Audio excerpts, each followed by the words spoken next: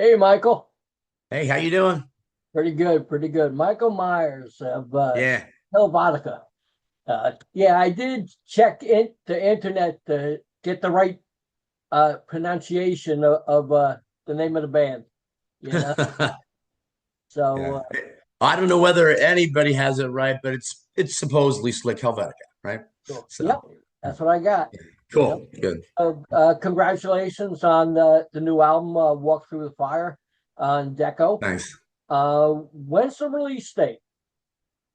Right around now. Uh-huh. I don't know the exact date.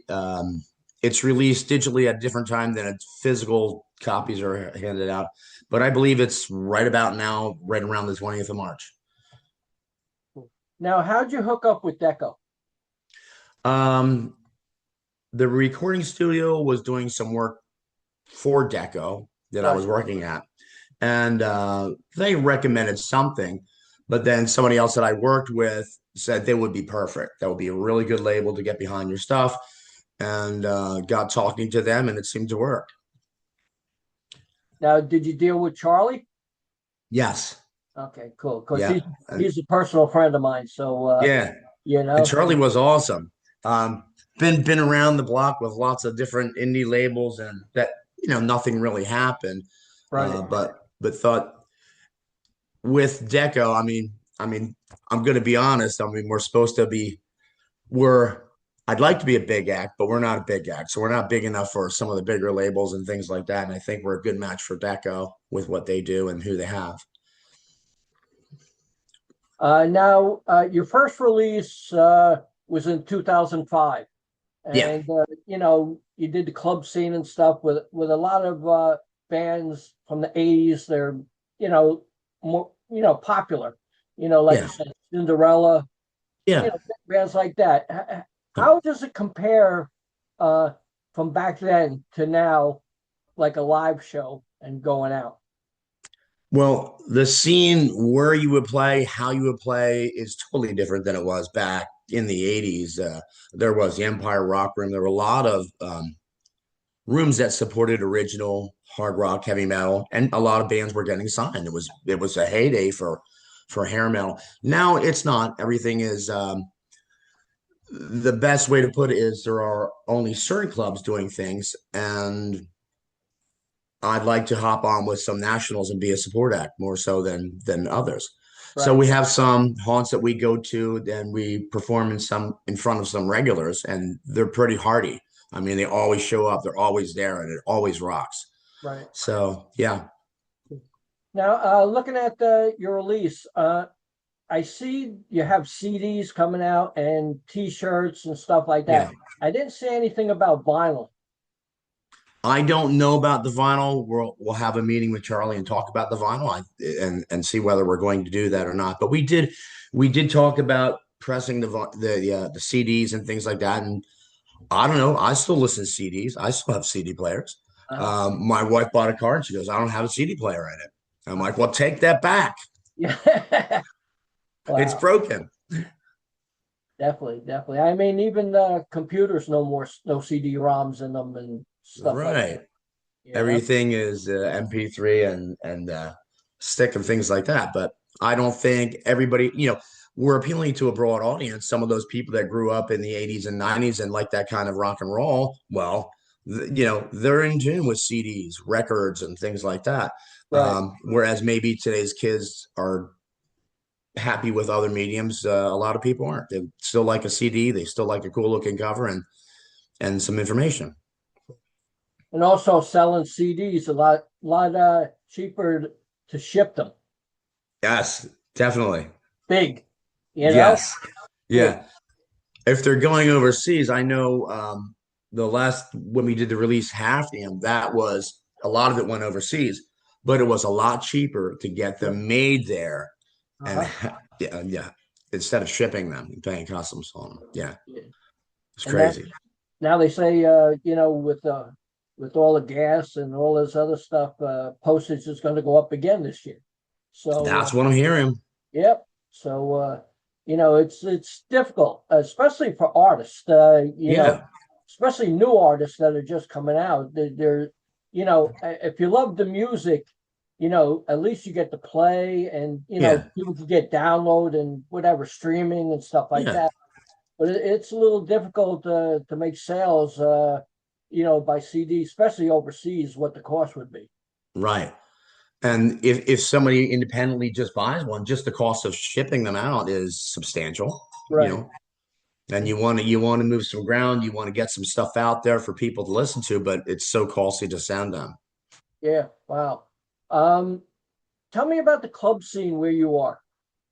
Okay, so the club scene where I am, I'm in the middle of, I'm gonna joke about this, kind of in the middle of nowhere. It's hard to Uh-huh. find quality musicians right now. I'm auditioning for the live band Right. because there's been a whole of people coming through, people going out. Um, so there really isn't a scene where I live. I live above, pretty far north above Reading. Right. So the closest scenes maybe are somewhere near Philadelphia, Right. Allentown, and like Pittsburgh in Pennsylvania. Right. And then Yeah. we can go down the coast and get some things there. But there really is not an original metal scene or anything like that here. Certain rooms will have nationals come in and they expect a pretty good opening band and stuff like that. Right. So that's more what it's about. Love playing live though. Nothing gets me going more than that. It's fun. Is tribute bands and cover bands mainly taking over the music scene? Yeah, yeah, yeah. I could have should have hit that there, but yeah, there was a show. One of my former drummers, and I still work with him occasionally.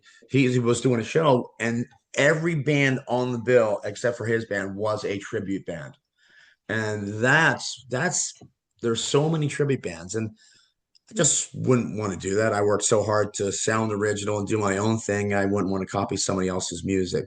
But some of those are dead ringers for the real band. Some of them are Right. very good, and some are just doing it to do it to get out there and get gigs. Yeah. I mean, I have some personal friends that are in tribute bands and they're doing really well. Is Yeah, that um for me, that's not for me. Okay. no, I want the original. I don't want the cover. I mean, exactly. Yeah, it's not bad about them is, no, people love it. I'm not for that. Same thing with Kiss doing avatars and all the other stuff. yeah, I'm not into that, you know. no, no. So I don't think I am either at all. now the new album got 13 tracks. Can you tell me anything about the songs and stuff like that? Because I only heard a couple tracks. Sure. Solarhead's very, very heavy. That's a credibility track that kind of puts you against the wall. And it's pretty aggressive, different tuning, fast, hard hitting. The rest of the album is kind of melodic but metal. Right, Like it's pretty harsh at times, but there's always a hooky chorus. And there's a lot to be said about the lyrics. I think it's like opening a book. It's important that what's inside of it and what's being said. So there are songs. Solarhead is about coronal mass ejection. So some of the things are cool to sing along with, but you right, might not know what they mean. The other song, "Shoot," is has quotes from Robert John from Princeton, one of the engineers and quantum physicists, and things like that. So there's a lot of strange stuff that touches base in the lyrics, and every song is about something. right. Yeah. Cool, cool. Can you tell me about members of the band? Well, I can, except right now it's a clean slate. I Uh-huh. don't know where to go with it right now because auditioning to go back out, do some Right. things. So that's kind of the members of the band right now are I did most of the recording and did multi instruments and things like that. But there's time for a live band to come together, and I've always had some pretty dynamic live players that were fun to look at, fun to watch, and be around. So I'm hoping that's what we wind up with, but we're in the process of getting that squared away right now. Is there any record stores? Any buy you at all? There's one down in Reading Uh-huh. that I know of. I Yeah. was driving through and I did a double take. I'm like, what? A record store? What the heck is that? But I teach guitar and other instruments at one of the rock schools, and one of my students sent me a text and he found an original Destroyer record, which was my original band, and he Right. found it in Reading. Uh-huh. Wow. Yeah, yeah, it was pretty amazing, I Yeah. thought. Yeah. Because we have nothing here in Jersey, you know, nothing at all, you know. Really? Either you buy it online or, from Yeah, the band's website or whatever, you know. yeah. And So and I don't know about the malls if there's any such thing as a record store anymore. There might be one or two, but this was in the middle of Reading, and it was like kind of an artsy place, but all they have is records and vinyl. So it was yeah, pretty cool. yeah. Yeah. I mean, I got two malls by me. One's going out of business, and the other one is like a more upper class type mall where Yeah. people don't go in because it's upper class, So like, we don't have really a choice except to order it online now. We did have Yeah. a really great record store called Vintage Vinyl, and that's gone too. So like, Wow. you know, This one is kind of around that. It's vintage vinyl and different things like that. Yeah. so from 2005 to now, what was your passion to stay in music? Playing, playing. I love playing. I love the energy of and the music.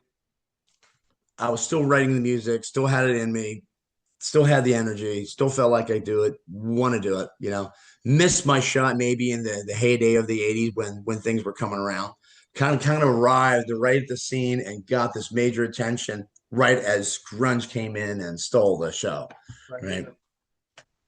So I wanted to try and get it off the ground again. Things maybe changed. Took enough time off and really missed it. Went about life without any type of music and we're like, there's something missing. And still today, I think like putting these songs and this record out, I think I have something to say in those lyrics and things like that. I think I want to do it. I want other people to hear it. As a young guy, like, did you collect anything, anything Yes. at all? Yes. Just for music, I think it was pretty much if you listen to the music that we do, I think it's getting some roots, the melodic roots and things from Early Sweet. So that was one Right. of my favorite bands. And Right. I was hot and cold about Kiss. The idea was really cool. They were really cool, but I wasn't all about them, the musicianship, I think. Right. So I leaned other ways. I remember Dokken and George Lynch was one of my favorite things happening. I thought they really had something cool. And I did collect vinyl. I had vinyl. I would listen to music constantly, and I still do. Wow. Different medium now. Now I go Yeah. to Pandora and I create this algorithm and listen to stuff. So I have a retail establishment that I own, and all day long we play metal. That's good. That's good. When old people come in, we're playing metal. When Mennonite folks come in, we're playing metal. Do you remember the first time you got a guitar and what model and stuff it was? Oh my God. I was a very young kid. This is kind of funny. So I got a pretty crappy used guitar, and I really didn't know much about playing it. But when I decided that I wanted to play, my parents were like, okay, we'll do music lessons, but Yeah. not for rock and roll. We're not doing rock and roll. So I had John Denver's songbook, and I had to learn to note read and play the John Denver songbook. And I Uh, did really well with that stuff. And I was always musical. I was in choir and stuff like that, and chorus and band. I was the only guy wearing a concert t-shirt. uh-huh. But yeah, finally, when I got old enough, I was no, we're not doing John Denver anymore. We're Yeah, we're yeah. we're doing metal now. Do you remember what song you first learned? No, I don't. Well, I remember I was mentally scarred by all that John Denver stuff. I mean, I think John Denver's cool. Don't get me wrong, but like, that's not what I wanted to learn. So one of the first things I know that really got me going was some of the Randy Rhoads stuff. Right, When yeah. Ozzy came around and discovered Randy Rhoads or whatever, that really lit my fire. And I remember doing all those things, the Crazy Train, stuff like that. It was new back in that day. Right, You yeah, know, yeah. now it's like classic rock almost. Right. Yeah. Uh, what's the feeling like playing a big venue and then playing a small club? A bigger venue is you have to be big movements, big stages. You know, you're not intimate with people. Right. When you do the show at the local level, I think we like to joke around and we get people to sing dirty sing-alongs and kind of ad lib some Right. things, Yeah. Yeah. and people really walk out of there. I'm sure they're either pissed off or had the time of their life, one of the two, right? So it's usually they did have the time of their life, and I don't know if you can pull all that kind of stuff off in front of a big crowd because you might see someone down in the corner and kind of like a comic, make a joke about it and make a sing along about that person or whatever. And in the bigger audience, maybe you don't do that. What was it like the first time someone asked for your autograph? Weird. Yeah. You know, it still is. It still is. I'm big into psychological stuff and why do you want an autograph and things like that. So even in the early times, I'm like, why do you want my autograph? I just don't, it does not compute. You know, and I myself was never starstruck. That was an interview question very often. Who was who were you starstruck by? And I was like, I never really was. I always like looked at the person, analyzed what they were doing and how they were pulling energy from the crowd. Right. But Yeah. I really thought it was weird.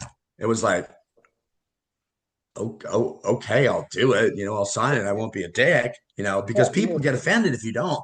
So I would do it, but I was kind of like, okay, I didn't Mhm. really understand it.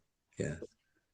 I mean, I have some people on my staff that won't do interviews because they're too nervous. And I said, these people are just like you. They're just musicians and whatever you do, it's fine. You know, they Yeah. just get too nervous to actually do an interview, you know? Yeah. So Yeah. it's different people. Tell me the first time you bought a record, was it a 45? Was it an album? Was it a cassette? And who was it? It was a full length and it was probably some stuff through a mail order club. Columbia But I House. remember the first thing I went out and I bought with my own money and walked home with was Sweet Desolation Boulevard. Uh, Yeah. uh, Yeah. Yep. amazing Yeah. band, you know. Yeah. So They're still going, but there's yeah, only none of the original members now, except for one guy. He's still alive. Yeah. It's cool. if you had a chance to go out on tour now, who would it be? Oh, geez. Honestly, I don't know. Um, I mean, I still love Judas Priest. I do. I Right, still yeah, love them. And they have some newer iterations of that band, but that band absolutely kills it. There's so many bands that I like and respect that I'd like to play with. Lynch Mob, I don't know if the original Dokken will ever get back together again, but there's rumors of that. I don't know whether that's going to happen or not, or whether that's just talk, yeah. publicity. Yeah. So I'm sorry for not answering that question, but I kind of answered that with the Judas Priest, but I think we're not, they don't give a shit about us. Excuse my language. We're not big enough. So So what are your hopes for this record once it's released, either today or tomorrow or this week or whatever? um okay, being grounded and being realistic to just pull the band and the ideas to a higher visible level, right? Right, Rather than just putting something out there with no push or nobody getting no attention towards it. I'd like to get some attention and then ride it as far as I can, you know, and play, win people over by I pretty much guarantee when the original band, which was Destroyer and then was Slik Helvetika, but it was also the same members as we went through. right, We were there to win people over by the end of the night. If they were standing in the back with their arms crossed and they didn't want, yeah, no, you can't do that. It was like you got to be part of this, and we're gonna get you involved and we're full of energy. So right, yeah, definitely. yeah, Definitely. So, but have any reviews come out yet? yeah, not any record reviews that I've seen. Right, Um, and you know, critics and things like that. Um, it's sometimes it's hard not to take things personal, but you know, So I remember somebody said like, "Oh, this is kind of like Eddie Van Halen." Well, too late, dude. Right. Like as they kicked me in the balls, Yeah. as they gave a compliment. I don't know. And the promoter I was working with, like, he's like, "That's a pretty big compliment." I'm like, "Well, I don't know. I didn't take it that way. I Yeah. Yeah. took it the other way." So some people will like it. We've got some good reviews like about the vocals and the whole record and everything, and we're like, okay, that's cool. But there will always be haters, I'm sure. So Right. yeah. A new band breaking into music. How do you get recognized these days? There's no radio, basically, nothing. How do you do No, it's totally different. Everything that I knew that could have worked in the 80s, 90s, or 2000s doesn't work now, right?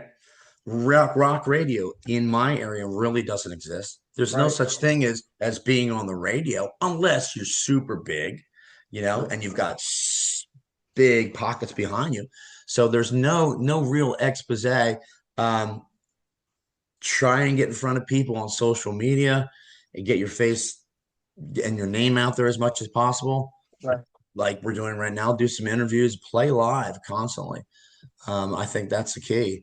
And if somebody doesn't have a name, I mean, we have a name, we've been around, but I don't think anybody knows us. Yeah. So, I'm the type of person like my personal music and taste. I'm a buyer of records and of music, and I love bands, and I Right. will lift every rock available, and I will tend to find a lot of bands. And when I talk to a friend, I send them some bands, and I go, "Where did you find these guys?" Right. Yeah. Yeah, yeah. Is there any bands right now that are new that you like? I don't know that they're new. They're Uh, kind of older, but they're new to me. I discovered there's like a hotbed of like hard rock and metal overseas. right. Yeah. Switzerland, Germany, Right. all German music. Icebreaker is, Right. may I say, badass. That's like kind of like everything is like a four on the floor beat, but it's really in your face. The band Gotthard's been around for a long time, Gotthard, Right. but they have a newer iteration. I always dug them. Right. Chakra is not new, I don't think either, but a lot of those bands from that Switzerland area and overseas, they're still rocking. They're like Is, it's like the 80s, but now, you know. is basically the only way to get noticed is Facebook, Instagram, and things like that. If someone's flipping through the Right. scrolling, right? And if someone cares. Yeah. Yeah. Right now, everybody that in public is just like overstimulated, we've got our fair share of just sigh up to the right, sigh up to the left, and get you excited about all this other stuff that really doesn't matter. Keep yourself happy, listen to some good music. And if someone's a good lyricist, they're talking about a story and you might learn something from the song, but And what's hard to your get noticed. what's your feelings about paid meet and greets? Tell me about that. You know, for a concert goer, Yeah. um, they could buy a ticket. Not every band does this, but you got to pay them to meet them. Okay. Like Like pay, a meet and greet thing. yeah, and you Yes. got to pay for it. Okay. I think that's a cool idea, right? I mean, I don't one place that we did frequently play near where I grew up has kind of we did a lot of shows there with some major artists. Kingdom Come was very big. We played with Right. John Five, but Uh-huh. but a lot of those shows were sold out. And they've gravitated more towards like a meet and greet thing with a lot of folk artists that people would respect and want to sit down and have their autograph, meet and greet them, or have a dinner too. So Right. that package is really working well for that place and for those bands. Those bands are going out and they're doing their music at an older age, where Right. I don't know if the other model would work. Just buy a ticket. Right. People Yeah. like the evening out and seeing their band. You know, so I think that's cool. Yeah. Cool. Yeah. Um, do you have any merchandise you like to talk about and where people could pick it up? Yeah, sure. Um, Actually, some of it's available on Spotify, and on off of our Spotify site and at the website. So we have T-shirts, we have stickers, we have, of course, the CD. And the CD, I will direct people towards Deko, and Deko has some merchandise at their site that's available to buy as well. Right. CDs, stickers, T-shirts. And when we play live, we do have a big foot locker full of all the releases and everything. And that's where everybody seems to really pull out their wallet and cash in there. What do you do with your spare time? I don't have any. so spare time. What do I like to do? Martial arts, mountain biking. I used to race motocross, but it's very dangerous, you know. So I have lots of trophies. They're all titanium. I have Uh-huh. some of them in my wrist. I have some of them in my Oh, elbow, and I yeah. have rods. I have two titanium screws in my left hand. Um, so that's what I do when I'm not busy. But I'm very busy with teaching, running a business, and I do have somewhat of a farm. So there's always stuff that needs to be done. But I will have a guitar in my hand every day. Uh, But when I don't, I'm pretty busy. I always have something to do. do you But cook those too? are no. No. Okay, I'm out of that. My wife is very good at cooking, and Uh-huh. she would embarrass my cooking skills, so I'm happy to let her take command of that. But blowing off some steam, mountain biking, and martial arts probably. Yeah. Well, Michael, it was great talking to you. You too. Congratulations on the album Walk Through Fire on Deko, which will be out any day now. And this interview will be up today or tomorrow. Cool. And, Thank you. thanks very much for the interview. Would you like to say anything to the fans out there? I can't think of anything right now. I have some days when I'm more talkative than others. Uh-huh. If I had right now where I'm sitting, I'm looking out the window. I'm like, if anybody out there knows how to do some magic and make spring and summer come, please do Yeah, that. yeah, yeah. But I would, when you listen to if you, hopefully you're going to get the album, listen to it, and there's messages in every song, and every song has a mood to it, and I hope you enjoy it. Oh, good. Thanks a lot, Michael. See you later. Yep, bye. Bye bye.